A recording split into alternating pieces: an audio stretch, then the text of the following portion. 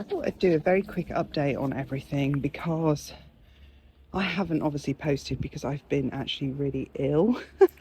I missed all of Christmas.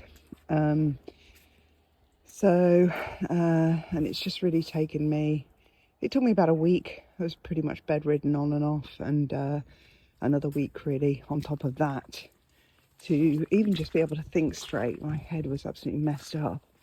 So there hasn't been a great deal of progress.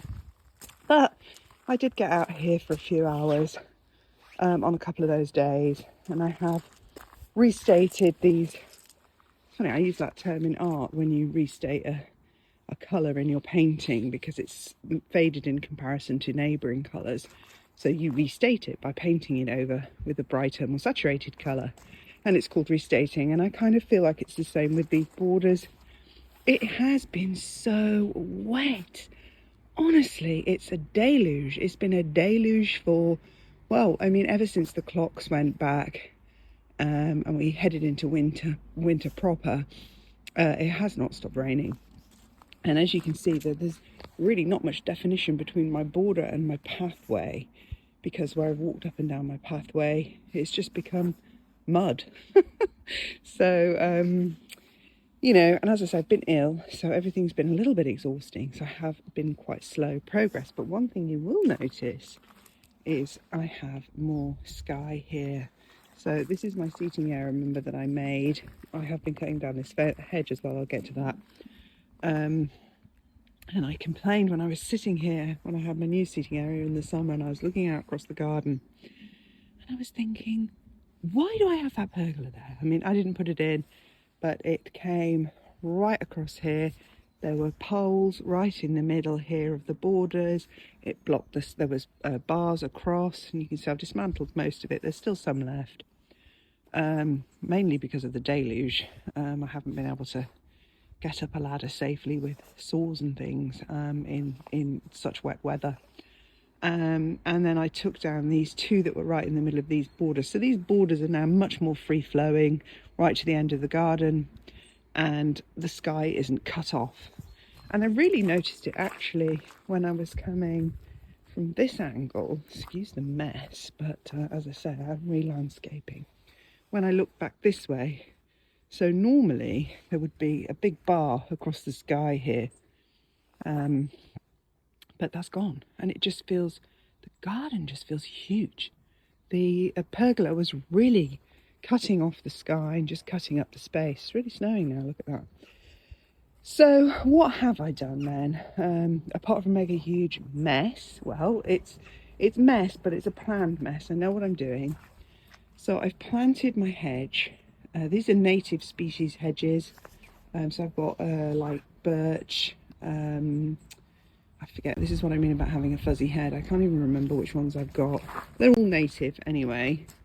So I've planted those along the back there, as you can see. And that was one advantage to all the rain, is the clay soil has just been really soft. And so that, instead of being a huge, heavy, hard-working job, the soil was like butter. So it just dug up really easy. So that was a job I managed to do very, very quickly. Then I removed the blackberries, which had butted up and was supposed to climb up the pergola and create a sort of blackberry arch. They never quite did that. They had quite a low growing habit. And of course, I realised that I'd planted them around the pergola instead of planting how I want to plant and just getting rid of the pergola. Now, because they're such good producing blackberries, I did dig them up, and I have planted them here.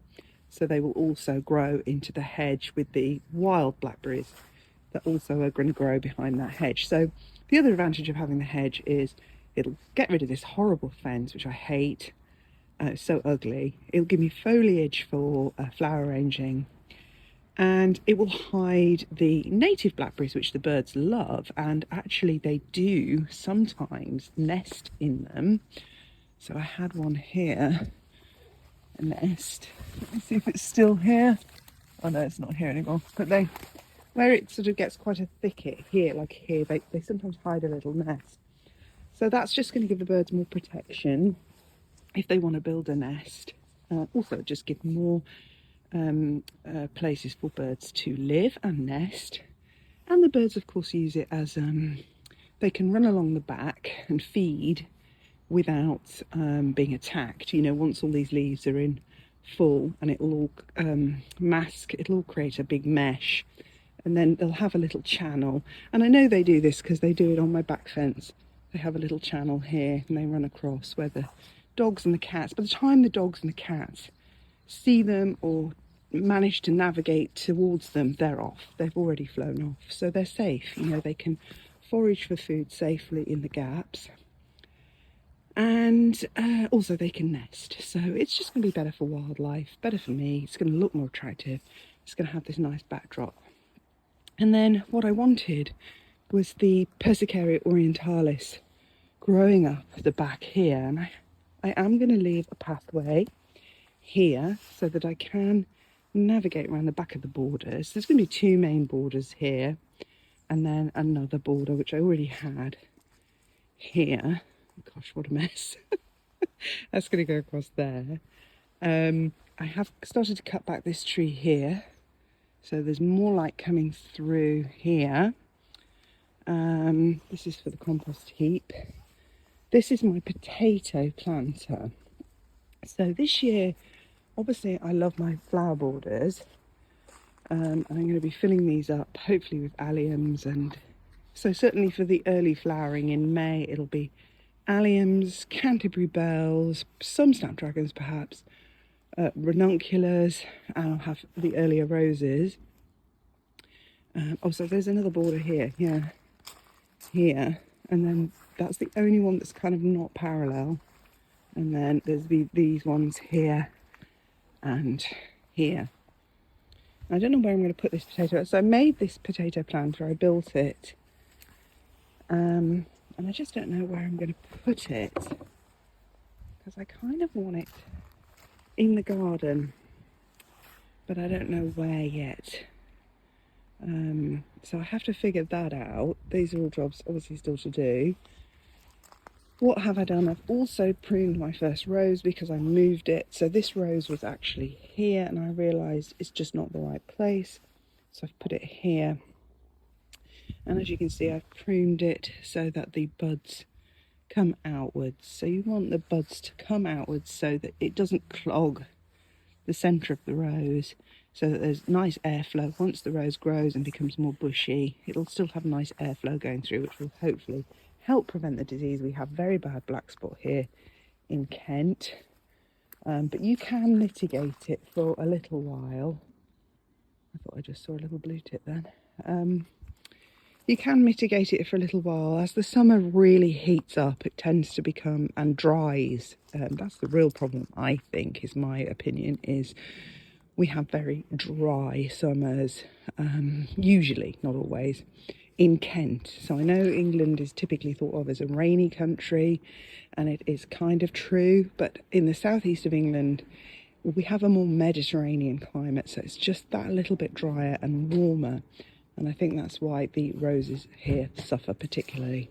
Before I plant these borders up, I will be taking up, so this is a big clump of Shasta daisies here, so this I will definitely divide this and kind of put it at various intervals, so it looks like a drift. I've got obviously my rose there. I'm going to have sweet peas, which are going to be, so I'm going to be thinking about those more from this angle. So I'll alternate the TPs in the borders. I don't think I'm going to have them right in the very back border. I may, I don't know yet, I haven't figured that out, but definitely in these two borders here there's going to be sweet peas in like little the TPs. Here, this is going to probably just be my ranuncular patch again. And I was thinking of putting the potato planter here actually, because it'll get a nice lot of sun here. But I'm not quite decided yet. This pot is still up for grabs because these are the verbena. I always call them Verbena bonasariensis. I think I've added too many syllables in Verbena bonasarius, I don't know. Anyway, that's what they are. So I'm going to plant those. They'll go in the back with the Persicaria orientalis in. I can raise the Persicaria orientalis from seed. I mean, they've germinated, but they are flagging, and I've lost the first flush that I grew. On that note, I think I grew them too early. I don't think they're a hardy annual, so I should have waited until now and maybe done them in the winter sowing method and let them stratify, cold stratify, and then let them naturally occur in spring instead of trying to keep them in the greenhouse over the winter. I don't think they have enjoyed that, and I don't think that's been the right strategy for Persicaria orientalis. But one of the things I have learned is that in order for me to really achieve everything that I need to achieve in the garden, I absolutely have to master power tools. I've always hated them. I like working with my hands, you know, just doing things at a nice leisurely pace in my own time. But, you know, realistically, to achieve everything that I want to achieve in this garden in particular, where so much work had to be done, I cannot get away from power tools. So I have started, as you know, I got my little, my long telescopic hedge trimmer. And what else have I got? I mean, I only started using a power drill about 2 years ago.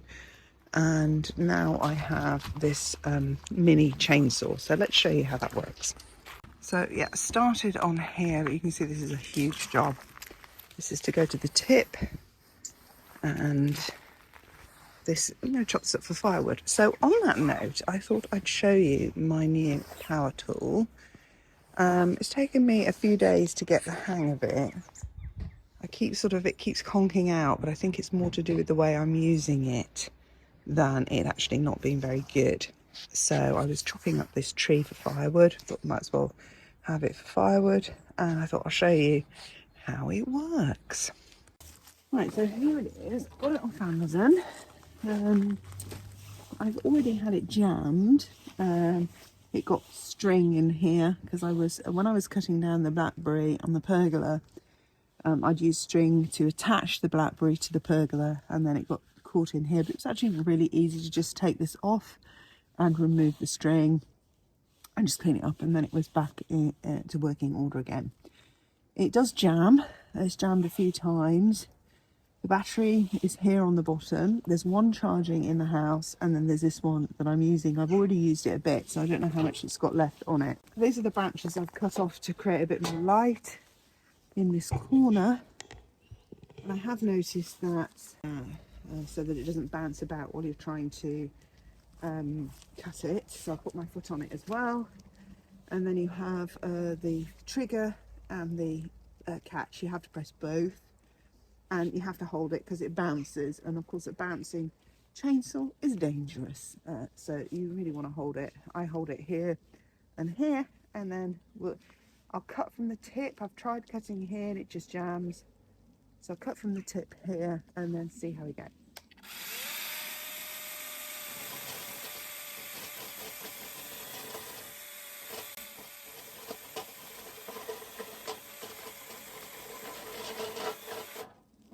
So it does that.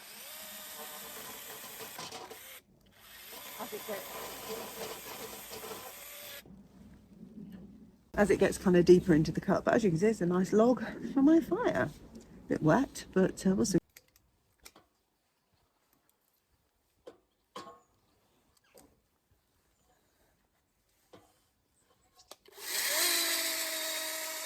No, I don't like that. When you can't hold it, don't do it. Find another way to do that one.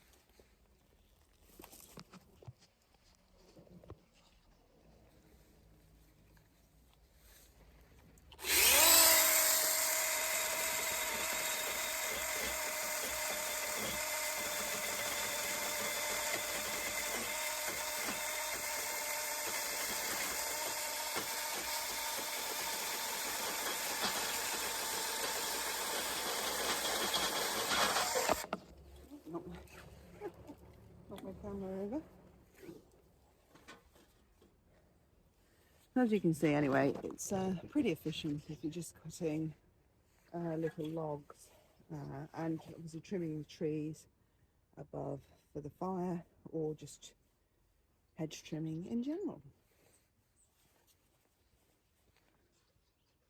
On balance, I actually do really recommend this product, because this would just be a just prohibitively long task for me if I didn't have this you know, a mini chainsaw or similar. But I definitely recommend 2 hands, and to try and wedge the wood that you're chopping to prevent the bounce back, because you don't obviously want to lose control of the chainsaw under any circumstances. So where do we go from here? I'm going to carry on chopping wood, because my next video I'm going to do by the fire, and I'm going to do the winter sowing method for beginners. Because although I have my greenhouse, I still think there is definitely a place for winter sowing, and certainly people who don't have a greenhouse, it's an absolutely brilliant technique. And it's a brilliant technique for beginners, it's a brilliant technique for people who don't have a lot of space. It's just a really easy, foolproof method of raising plants, whether you want veggies or perennials, flowers, annuals, whatever. There's so many plants that grow really well in that method, so I will discuss that in my next video, next to the fire that I'm going to light with my logs from my chainsaw. Anyway, that's an update, and again, just a reminder, sorry I haven't been around, I've just been so ill. I should explain the flu, nothing sort of super serious, but you know how the flu is, it's utterly exhausting, and you know, you have a really bad time sort of getting your strength back after you're over the worst. And so anyway, hopefully I'm back now for good. All right, see you in my next video. Bye.